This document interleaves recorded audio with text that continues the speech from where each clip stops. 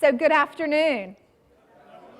So we are going to have, I think, some fun today because I'm going to talk to you about one of my favorite subjects that I'm very passionate about, and that's social media. So if you're tweeting, hopefully you are because you're in this section. My hashtag for Twitter is Sandy_Carter. So Sandy_Carter. And we're going to talk about the top 5 hacks that you should use as a startup around social. But I first wanted to start by saying that I am thrilled to be here in India. I've flown in from San Francisco, Silicon Valley, and I was so excited about coming that I talked to my daughter about it pretty much nonstop. She's 13 years old, and so in honor of my trip, she drew this fabulous elephant that she told me to show everywhere I went, so that's what I've been doing. Okay, well, let's just talk about why social is so important. And I love this because I run businesses for IBM. And we're always looking for where do we invest our next dollar. And typically we get a report that shows great investment areas. And the report is always countries, geographies. Well, look what happened in this year's report. There are 10 top markets out there, and you're going to notice something really quickly. What is that? They're not, well, India's there, number 2, but they're also not all geographies. Look at some of the new markets that are out there. Facebook, Google+, LinkedIn, Twitter. They're social networks in addition to geographies. So this, as a business leader, means that you need to focus not just on geographies, but you also need to focus on how you're penetrating into the social media markets as well. So why social is so important? Did you know that 57% of people make a decision about your product from social channels? Now that's a global number. And if you look at the time spent online, it's significant. In fact, if you use social, you'll see that you'll have new people coming after your products and your portfolio. So what I wanted to do today, I was asked to take a look at how startups, how entrepreneurs could use social to be successful in marketing their business. In fact, right before this, I came from a round table, and in that round table, the entrepreneurs, we asked them for their top questions. Number 1 was, how do I get funding? Number 2 was, how do I scale? But the number 3 question they asked us was, how do I market my product? How do I reach new buyers? And so the top 5 selling hacks, if you would, for social. 1 is about building your social graph. 2 is knowing who your clients are so you know where to live on social. Knowing who's influential in your area of the world. Engagement is the last real, true competitive advantage that's out there today. And then number 5, how to use social to celebrate your clients, how to leverage social in that regard. So we're going to go through those in rapid fire. We've got about 20 minutes. Are you all ready to go? Okay, so here we go. Social graphs. So when you go to see a customer or when someone's looking at your product, before you even come in the door, before you even talk to them, they have Googled you, right? You've Googled them, right? You probably Googled speakers that you're listening to this week. So know that people are looking at your presence on social as one of the indicators of who you are, who your brand is, and what you stand for. So therefore, you've got to really have a broad-based presence out in social. In fact, you'll be on multiple social channels.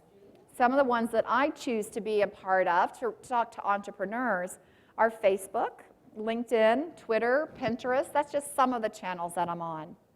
Now in all of those, just like you have a business brand, you also have a personal brand. And so, you know, IBM has a logo.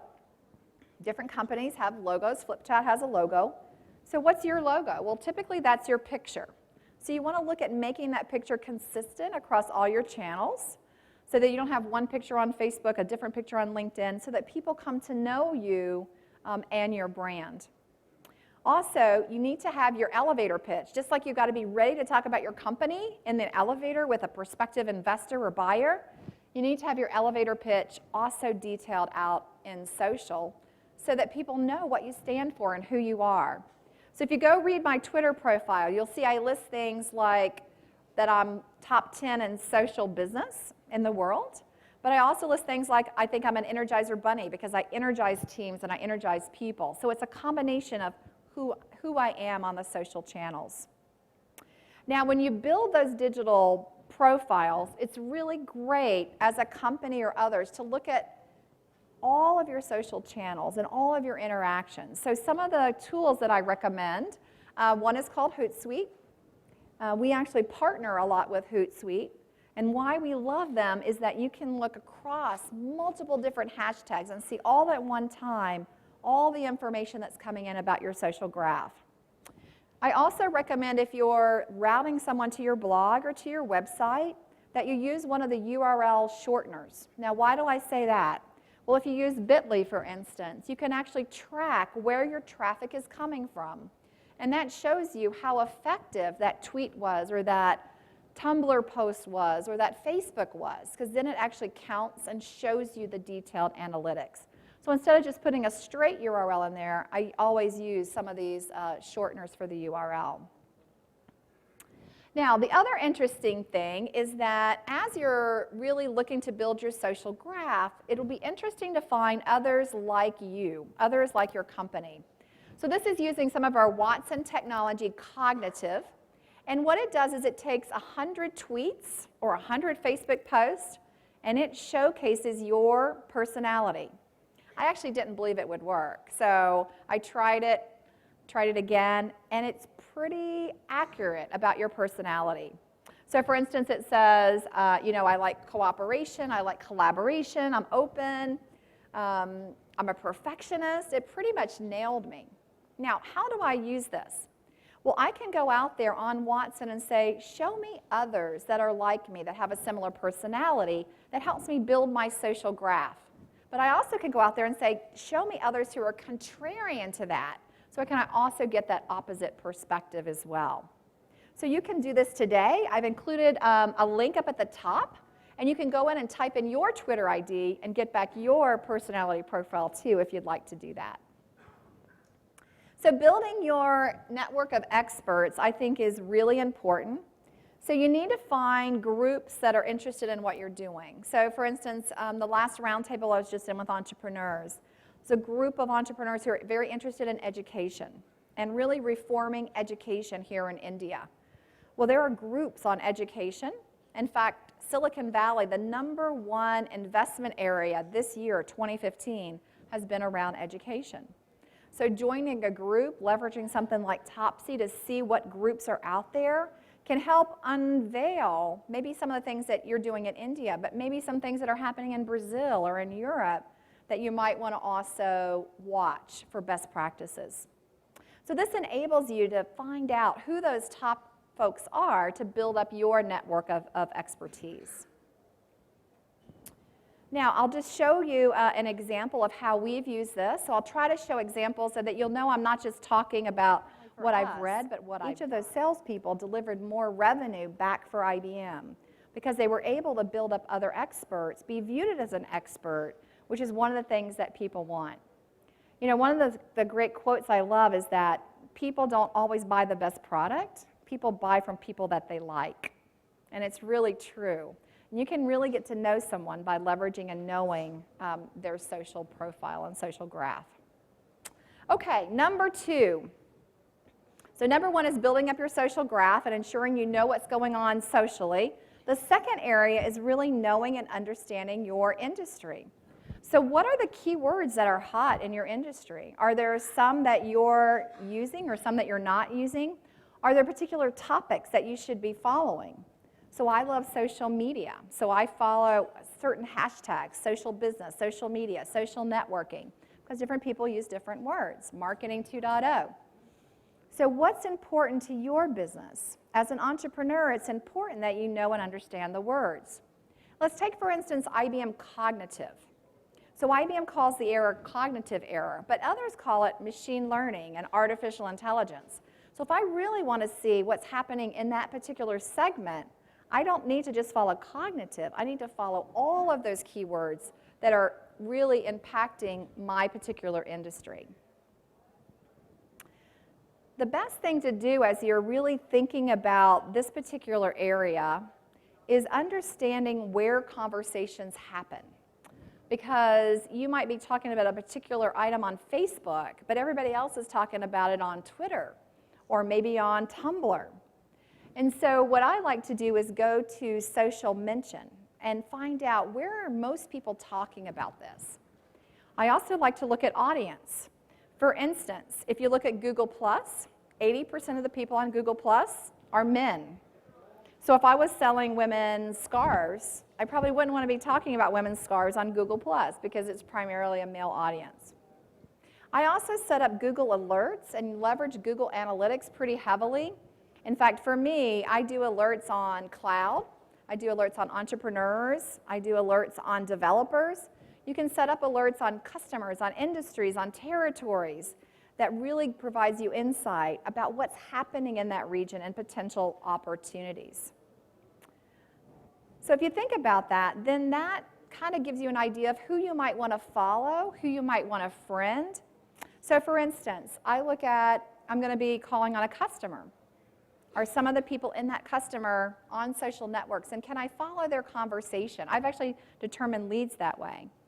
I follow my competitors because I want to know what they're doing too, and I know they follow me back. I look for thought leaders and say, I need to connect with thought leaders in that particular area. So NASSCOM, thought leader in startups here. So I'm following NASSCOM 10K, NASSCOM overall, so that I know what's going on in India with entrepreneurships. So make sure you're looking at all these different areas as you're going forward in building your network. And I just wanted to give you an example of the power of this, and I call this a tweet heard around the world. So I was going to London for a business trip, and so I tweeted, I'm headed to London. And before I got there, I got a DM, a direct message, from the CMO of the largest bank in London. And he said, wow, I see you're coming to London. I would love to get some time with you. So of course I said yes, right? Because I wanted to talk to him about what's happening with IBM and IBM product.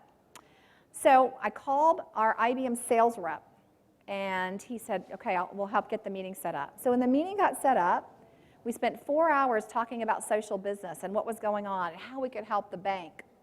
At the end of the meeting, the IBM sales rep turned to the customer, the chief marketing officer, and said, hey, you know, I live here in London. Sandy lives, at the time I lived in New York, she lives in New York, and I've sent you a couple of emails and I've called you a couple of times, but you never returned my call. Why did you ask her for the meeting and not me? And I'll never forget this as long as I live.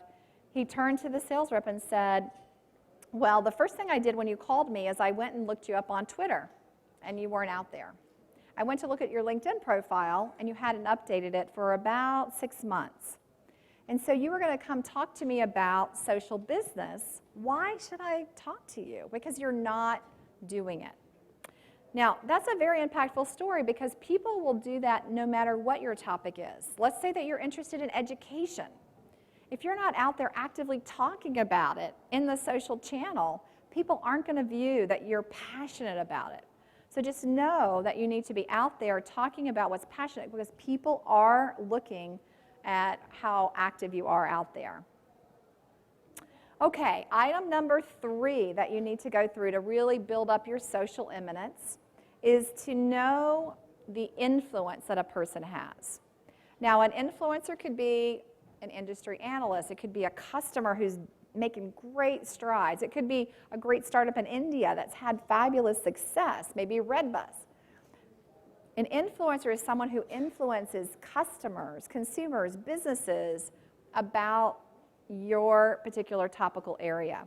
So that could be someone who has a particular point of view or someone who has really a strong feeling in that particular area. So you've really got to know and understand the influencers. So how do you do that exactly? Well, one, you look for exposure. You know, how much are they out there on social? 2, you look at share of voice. Are they getting participation with them and people to talk with them and talk about them? And then an echo effect. Are they getting retweeted? Are they getting talked about? Is their point of view being shared? So an influencer doesn't necessarily mean the person with the most Twitter followers or the most Facebook friends. An influencer is one who has a high quality of audience that echoes and that really emphasizes their areas. So how do you detect those influencers? Well, there's a couple things you can do. If you're trying to influence someone, you can go and say, okay, who else did they look at? So when you go on LinkedIn, and let's say I'm looking for information about Sandy Carter. As I look at Sandy Carter, I can say, who else did she look at? Because those are probably going to be people that impact or influence me. There's also a great program called Hashtagify Me. And what they do is they say, okay, if there's a particular topic like social business, who are the top influencers on Twitter about that particular topic? And they'll rate that influence. Again, it's not the number of followers that you have, but the influence or the impact that you have in the marketplace. So I wanted to give you this great example about this.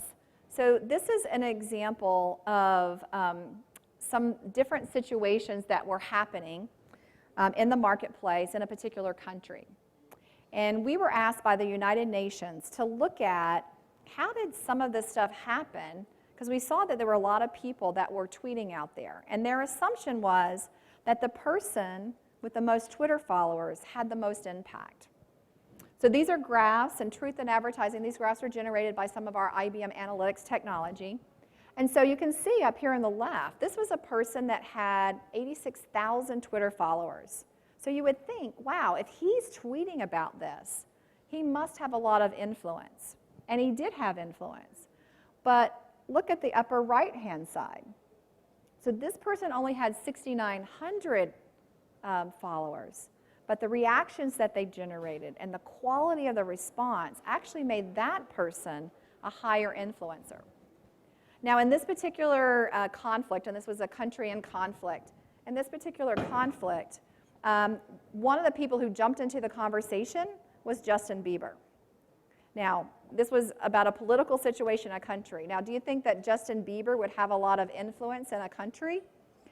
Well, he has a lot of influence in music. He has a lot of followers. But look, even though he tweeted about it, he actually had the least influence in the situation, even though he had 7.4 million followers. Does that make sense? Because this is a big assumption that a lot of people make, and I think this is really a big aha moment, that it's not just about followers, it is about the reaction. And just a few people can make a difference. I don't know, anybody here love Harry Potter? Okay, great, right. So if you think about Harry Potter, and we did a lot of work with the folks who marketed Harry Potter, if you look at all the buzz that was happening on social, and they got billions of social impressions and mentions, we were able, using analytics, to say there were 43 people in the world that caused that impact. So think about that. What's the power of that for your business? So now, you're not going to target everybody. You're going to go after those 43, right? You might send them a t-shirt or send them a opening premiere. You're going to do something to encourage those 43 people who have that, influence, who have that influence to really make a difference. So I thought that was really impactful. So know your influencers. Let me give you an example of this. I thought this was a great thing. I've been to Mumbai many times. I've never been to Bangalore before. So before I went to Mumbai, I tweeted that I was going to India, Mumbai in particular, to speak at a conference. You can tell I always tweet before I travel. So this particular time, I showed up at the hotel. You know, it's about a 24-hour flight from the US. So I have mascara leaking down my face. I show up there, and the general manager of the hotel says, Sandy, some of your friends are here to talk to you. And I was like, oh, I got in so late. I told the IBM team they didn't need to show up. So I checked in, and I went down to the room where the general manager told me these people were. And I went down there, and there's like all these people in the room, and they're dancing. There's Bollywood music going on. I'm like, these are not IBMers. So I shut the door, and I went back to the general manager. And I said, hey, where are those people that were wanting to meet me? And he goes, oh, no, that was the right room. So he took me down to the room, and I still remember to this day, I walked in, all these people dancing and singing, having a great time, and in the middle of the room, there's a projector set up. So I was like, wow, this is clearly not the right room. But then Emile ran up to me, and he said, Sandy, it's so good to see you. And I was trying to place him. How do I know Emile? He goes, how are your children? They're great. How are your kids? Oh, they're doing really well. How about your dog? I saw that your dog, just had a problem with their eye. I'm like, yeah. So finally he said, I am Emile. I am the president of the Social Media Club of Mumbai. We saw and so we called the IBM office to find out if we could get some time, and they said you were very busy.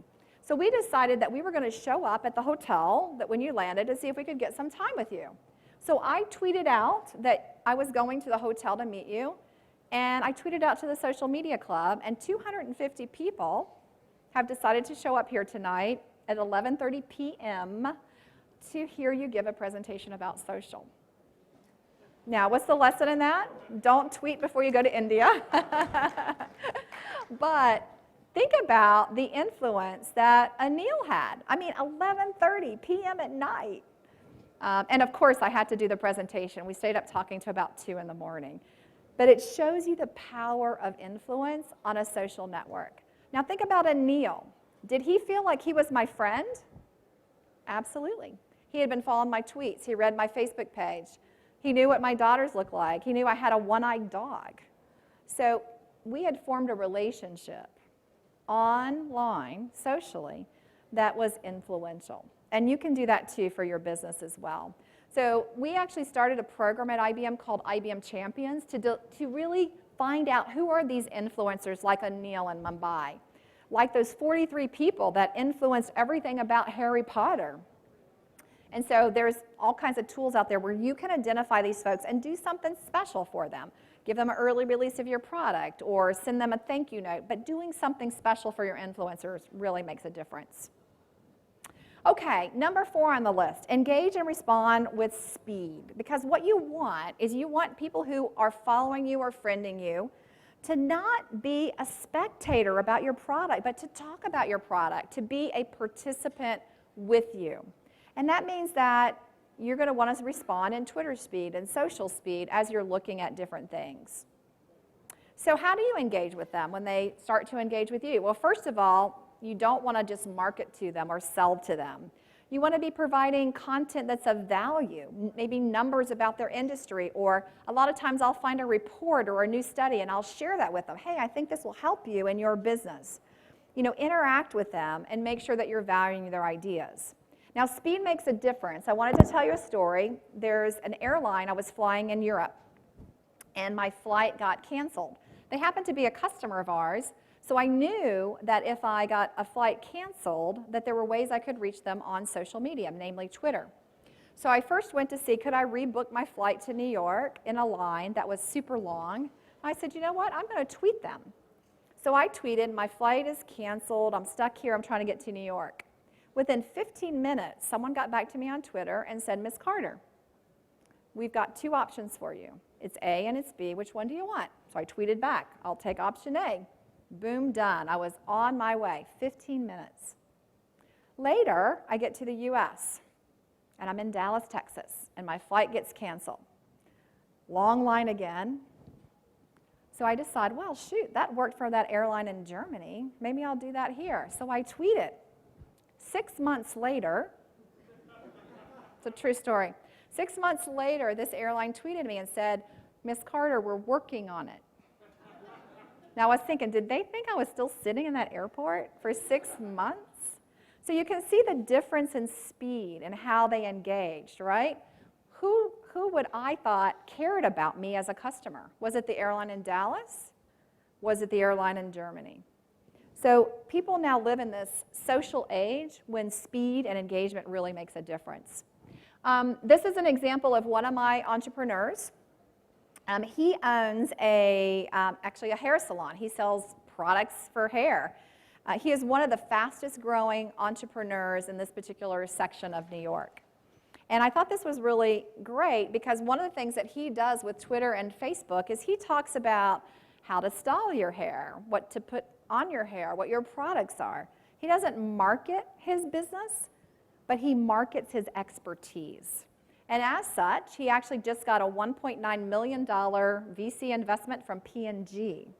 because he's so well respected for his subject matter expertise. Now, do you think that investment would have happened if he said, come to my salon, get a haircut, come to my salon and buy my products? Absolutely not. Because he talked about his expertise, he gained a lot of trust in that social engagement.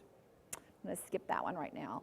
So the other thing you can do here to really build that influence is to give back to your community. This is one of our entrepreneurs here in India.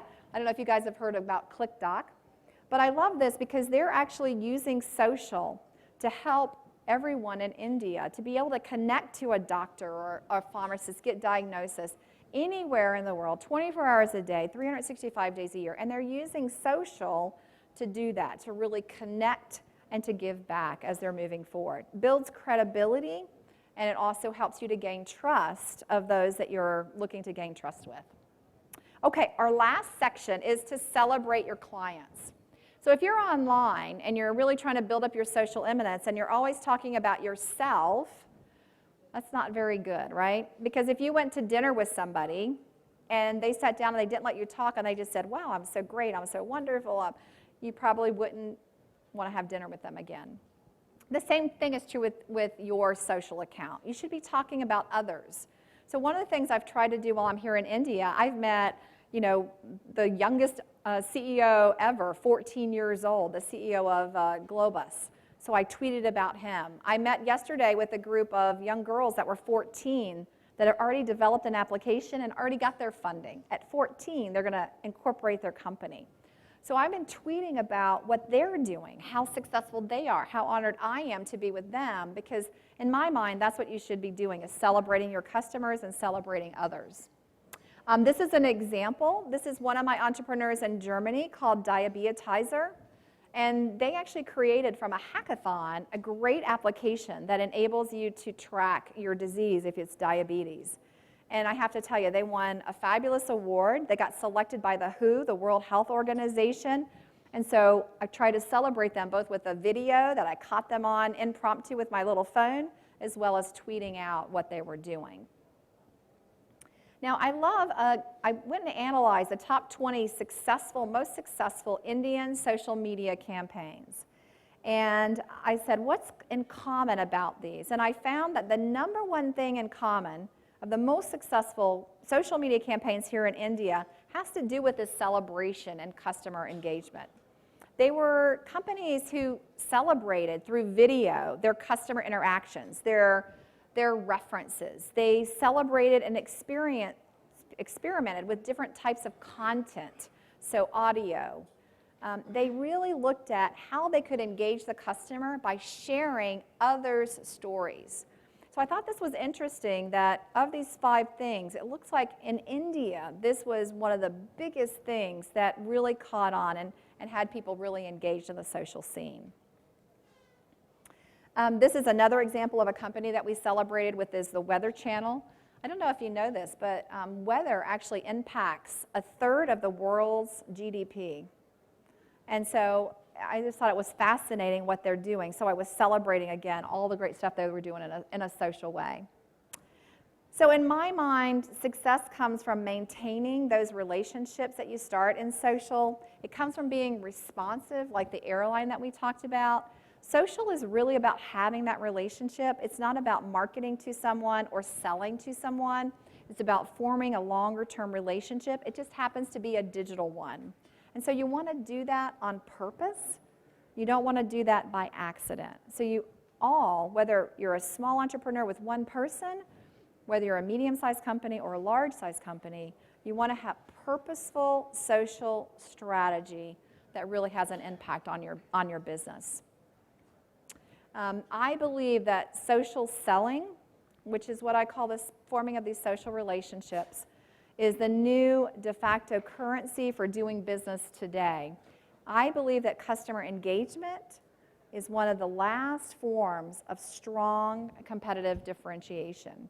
And what I'm hoping is that each of you guys learn something today that you could take away for your business, hopefully that it's very actionable, as we've hopefully helped to mentor many entrepreneurs around the world. And I hope that you guys will take this away.